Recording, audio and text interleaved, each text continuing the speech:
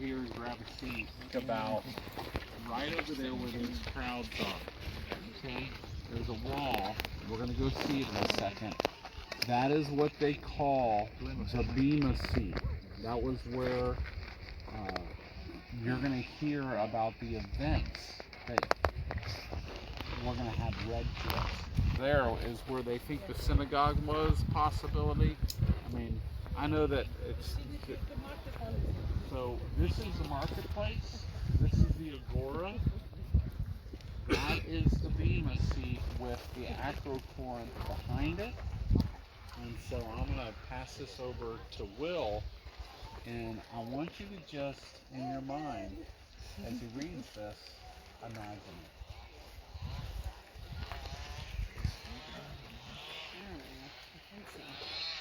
Just in the province of God, I was preaching gospel grace, and I got Acts to do Acts 18.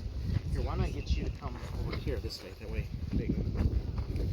Acts 18, and just absolutely loved it. And then You're going to shuffle over there. here you go. Okay. And I think that you can read all you want, and you get to actually get the visual. Being here is so important, and just seeing the sea right here, and being able to see the Corinth right here in the middle of town. I mean, it's just so phenomenal. Just bear in mind that what Paul did is he was, we're kind of going in reverse in Greek here for the second missionary journey in Greece. In the second missionary journey, he actually came down from northern Greece and came down. So he was just in Athens, which we'll look at tomorrow, and we drove through today. And then he left Athens and he came here. So that's where we are in Acts 18. Just a little bit better picture. He went from Corinth on the second missionary journey over to Ephesus, and so we're kind of going in reverse, okay? And then as he finished up his second missionary journey, he ended up in Ephesus in his third missionary journey for 3 years, and during that time, he wrote the first book of 1 Corinthians. And so as you go back and you guys begin to really study out some of these things or read it with fresh eyes, I mean, just going through the book of Acts is going to be great. But then as you start going to the epistles, look for the greetings at the beginning and the end of each of these epistles. Because what you're going to start getting is you're going to start seeing some different insights of where he was, when he wrote, and where it went, and what's the timing. And it really starts to pop out a little bit. So after this, that's Athens. He left Athens, went to Corinth, and he found a Jew named Aquila, a native of Pontus, recently come from Italy, with his wife Priscilla, because Claudius had commanded all the Jews to leave Rome. And he went to see them. And because these are the same trade, he stayed with them and worked, for they were tent makers by trade. And he reasoned in the synagogue every Sabbath and tried to persuade Jews and Greeks. So some are over in this area. While Silas and Timothy arrived from Macedonia, Paul now could be occupied with the word, testifying to the Jews that the Christ was Jesus. When they opposed him and reviled him, he shook out his garments and said, "Your blood be upon your own heads. I am innocent. From now on, I'm going to the Gentiles." And he left there and went to the house of a man named Titius Justus, a worshiper of God. His house was next door to the synagogue.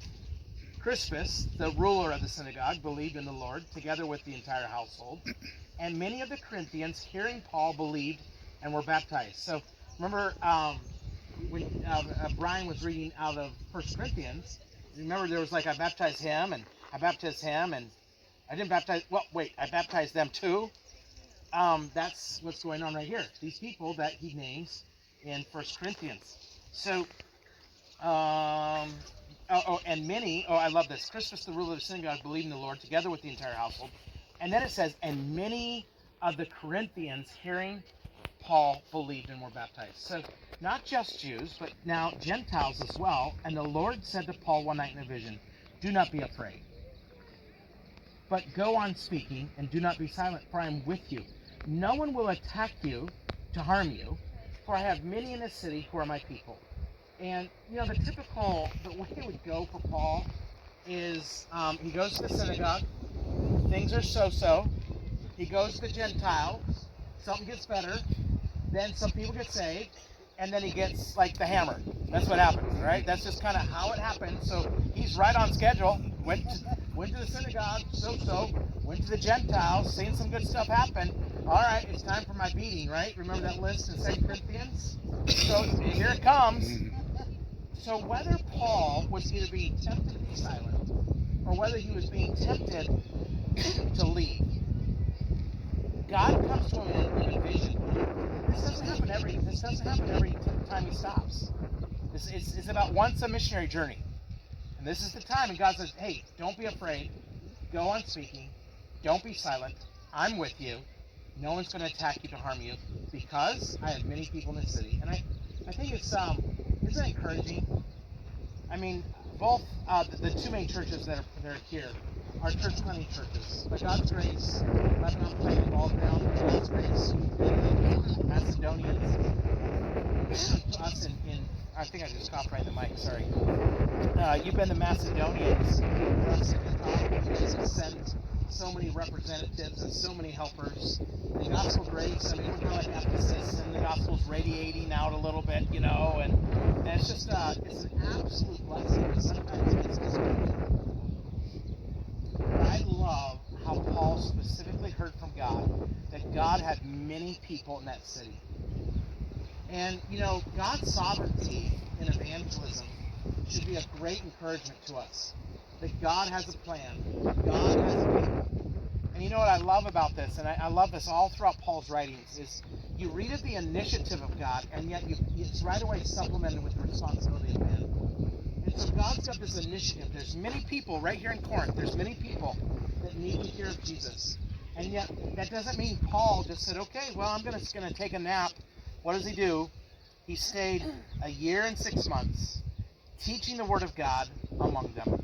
He's just teaching. He's just going. He's just meeting the Greek. The Church of Philippi funded him. They're like he's like 100% supported by them so that he can preach. In fact, another fun little thing when you start kind of doing those cross references is when Paul was writing to the Church of Corinth. He said, "Hey, when I was with you, I made tents. I never took one dime from you. Well, there were some people from the Church of Philippi that came down and gave me money, and it's just so neat to hear how God uses all those churches to advance His gospel. Even though He says He's got people here He still wants us to do. Now it brings us to our text. So when Gallio was proconsul of Achaia, did you guys catch what our guide was telling us about how this helps us date this letter? I mean, that's fun stuff about archaeology. And so you've got a letter or a writing of Galileo, who was only here like maybe a year, maybe 2 years. So you're able to really highlight when the exact time that Paul was here. And the Jews made a united attack on Paul. And they brought him before the tribunal saying, this man is persuading people to worship God contrary to the law. So you got the Jews that were here, they're sick and tired of it.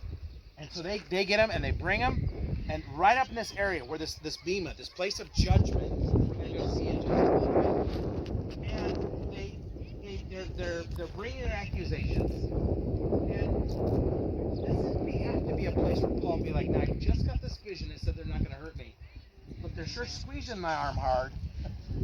And they haven't actually beat him. It's probably coming. He's getting ready to give one of his, classic Pauline defenses, right? He's really good at these. He's done this a lot. And then I love what it says. Luke is great, by the way. You gotta read through Acts looking for Luke's humor, all right? Because Luke just goes, but when Paul was about to open his mouth, Galileo said to the Jews, if it were a matter of wrongdoing or vicious crime, O Jews, I would have had reason to accept your complaint. But since it's a matter of questions about words and names and your own law, see to it yourself. I refuse to be a judge of these things. And he drove the Jews out from the tribunal, and they all seized Sosthenes, the ruler of the synagogue, and beat him in front of the tribunal. But Galileo, he paid no attention to this. He's no friend of Paul or the Jews or Christianity. I mean, this guy is the brother of Seneca. Seneca's written all sorts of vile stuff about the Jews. I mean, he hates the Jews. This is not being friendly to Paul. It's just like he's kind of worn out. And what this did is it gave Paul license to stay in Corinth. Because see what happens is now he stays all this time here. Why?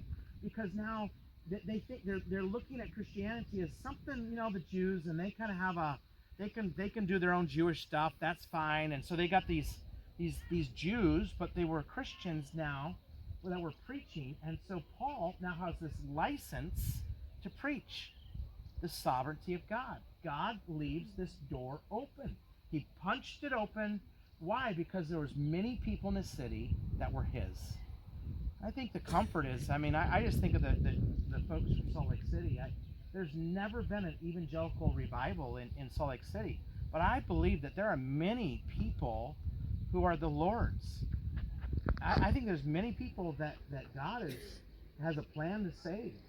And I want our church to be a church that just looks and seeks to preach the gospel to all those that are around us.